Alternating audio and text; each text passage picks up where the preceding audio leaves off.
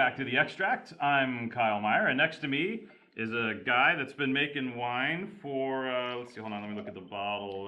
Troy, according to this bottle, you've been making wine for 163 years? Yeah, not quite, Kyle. Not quite. That would make you like 190 years old. I age well because I drink good natural wine. So, yeah, that's it. In the chair next to me, Troy Kalleske from Kalleske Wines. Yeah. Sir, welcome. Thank you, Kyle. Good Welcome. day. Pleasure Thanks to for have you having here. me. Yeah. And, the bottle does say 1853, dude. It does say 1853. So, no, look, we haven't been making wine for that long, but my family have been growing grapes at Greenock, northwestern Barossa Valley, since 1853. Mm-hmm. So, 7 generations. Family has been on that property, but I guess traditionally we've been grape growers and farmers, sold the grapes to other wineries in the area, and then I'm the first winemaker in the family. And in 2002, myself and my eldest brother Tony started our own winery, and I guess launched Kalleske Wines. So we've got relatively new winery, but great old vineyard to work with. How did no one in the family not get the bug for 150 years, man? Look, I mean, traditionally in the Barossa, like our family's pretty traditional. So you just have a mixed farm, and grapes were just part of the one of the crops. So there was like dairy, there was pigs, there's sheep, cattle, there's grapes, fruit trees, whatever it is. And so you just sold the grapes, and that was it, one of the crops. And then I guess I had an inkling to be a winemaker, and here we are today. Was part of it the fact that your property was a little bit away from the maddening crowd? I mean, because you're in a kind of a unique location. You want to talk about that? Yeah, look, we're actually the most northwesterly vineyard and winery in the Barossa. So right up in the top corner, and I guess the great thing about that is we are a little bit isolated, higher elevations. We're at about sort of 300 to 350 meters where we are.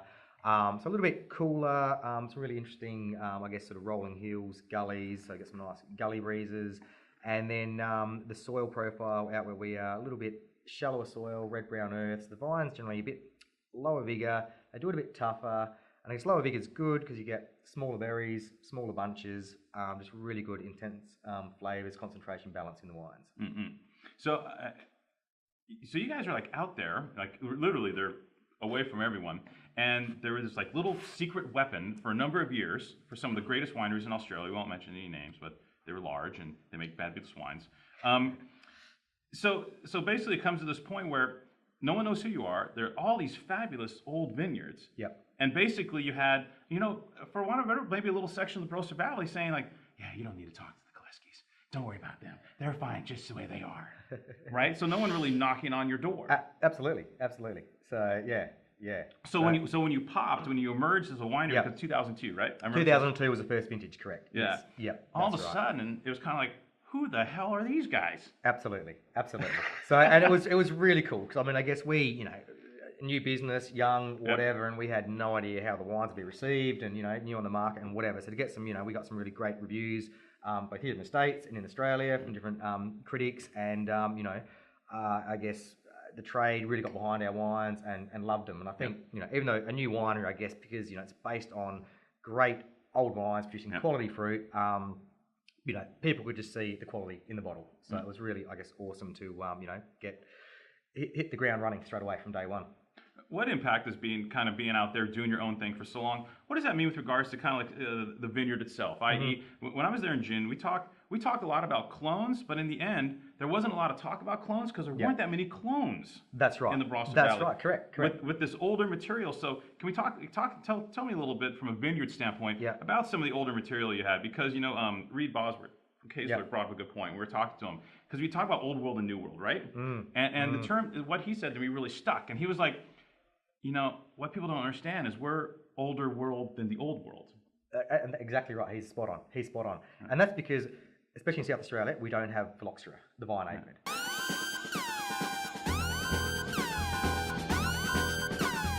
So we're very fortunate that we've got these vines, like our oldest on our property was planted in 1875. So we've got a stick, went in the ground in 1875, and that is the same, vine that we are harvesting grapes from and making wine today. So whereas, the phylloxera regions, they're planted on rootstock, they've got to replant every few decades type thing. So, it's not truly an old vineyard. So as Reed said, I think, we are old world because we've got some of the oldest vines in the world in the Barossa in Australia, which makes just brilliant wine, of course. Right, and so and that's why there maybe hasn't been a need to like talk more about clones because here in the true new world, like here, right, we're all like, oh, I'm using clone 475, 7515 with rootstock 87568R. We're kind of getting these meaty characters, and you guys are going, screw it. Well, I think we don't talk about the clones because we don't know what they are. Right. Because, in all honesty, I mean, these vines have been in the ground in 1875, so there was no little fancy machine that could tell you what clone it was back then. You just got your cutting from your neighbour, you got passed on to the next neighbour, and hence our vineyard as well. We would take cuttings from our great old vines to plant up in a new vineyard.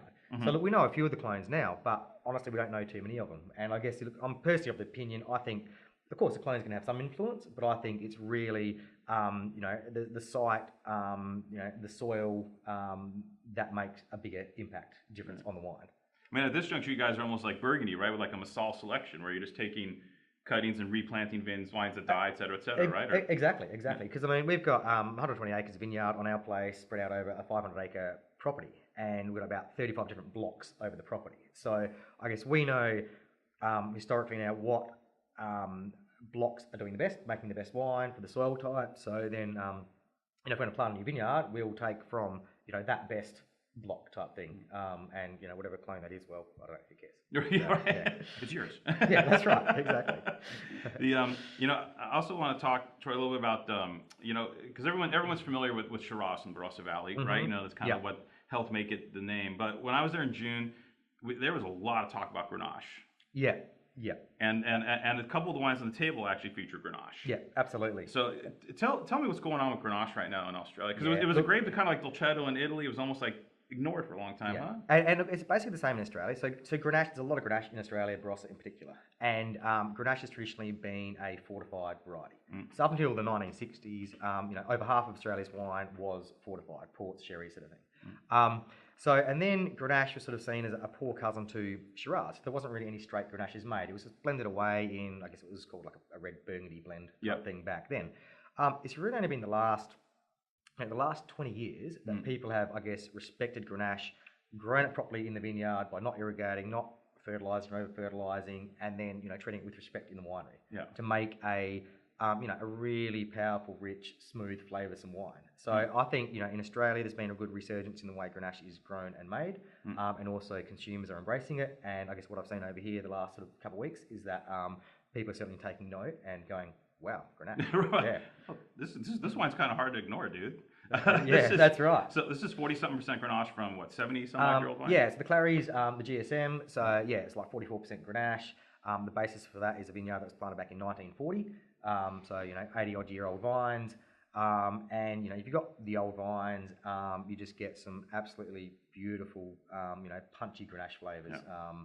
With the GSM, we had a little bit of Shiraz in there to give a little bit of tannin structure to the palate. And then the Mataro, as we call it, or Mourvedre, as it's more commonly known, adds a nice bit of savouriness and just rounds out the palate, a bit of textural component too.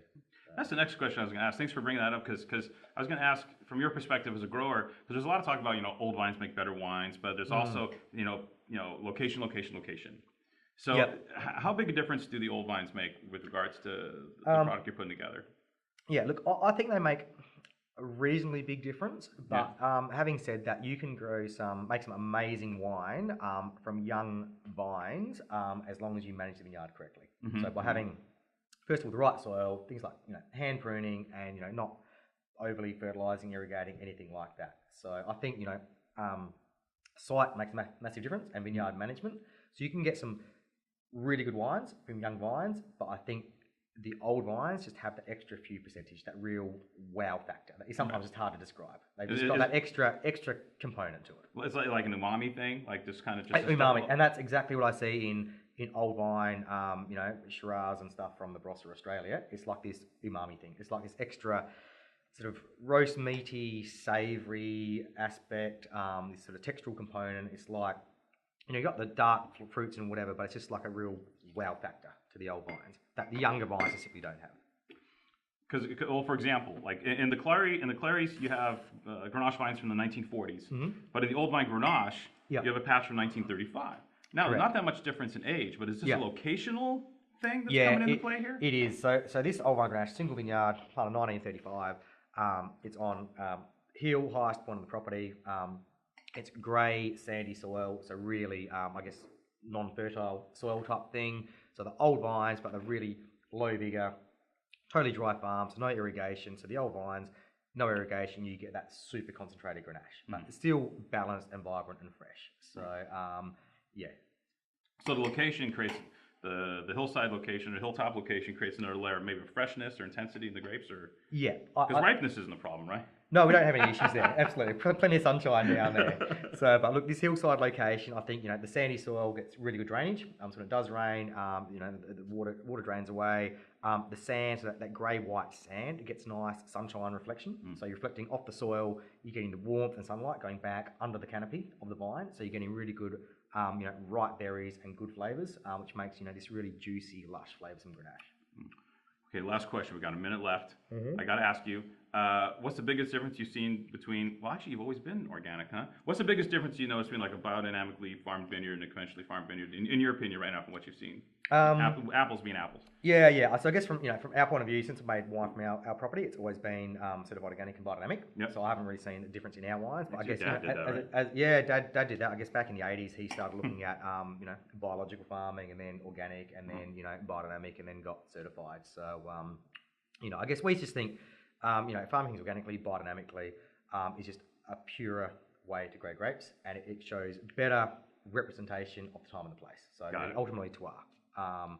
So as opposed to conventional, growing where chemicals fertilizing the soil, and then conventional winemaking, it can really, I think, paint over the actual place where the grapes are from. Whereas I think by just farming it really naturally, and then winemaking naturally with wild yeast and no additives and so forth, you really get that expression of that time and place. That was killer. 12 minutes are up. Boom. All Thanks, right. Troy. Cool. No worries. Thanks, Carl.